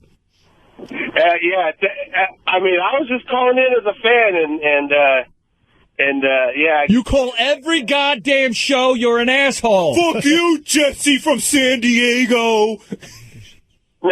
Now, if you guys didn't hear the whole thing, he only cussed me out for 2 minutes while on the phone. Then he hung up on me and cussed me out for another 3 minutes. Wowzers. Well, I don't know what you did to him, but that's pretty funny. And do you call shows all the time? And what did you do? Yes, Al's shaking. Al works on all the shows here. Al, Jesse calls all the time. Is he a bad caller, Al? No, he's a good caller. But what he does call every show. Does he show. promote something? Is that the issue? No, he literally listens to and calls every show. So he's angry that he's like an active listener. Yeah, he used to call. At one point, he called Jay's show every single week. And did he have something to say? Yeah, whatever topic we were talking about, he had something to say about it. And that bothered Jay. Why? Because Jay never wanted to talk to him, and he was fascinated that every time we hung up on him, he kept calling back. I would really love if Howard would do this rap with Bobo. Yeah, now see, there's somebody. Hey, Jesse, you can call Back Office Radio whenever you want, brother. Hey, Jason. Though, after the third time that I was on the line, the call screener told me. He said they're not going to get to your call. Is there anything else you want to talk about? Jason. Oh, sorry. Yeah. So I said, I'll just wait to hear what they say next, and I'll call back. And then that fourth time was when Jay was saying that they've told me 1,000 times never to call back. They've never told me once. All right.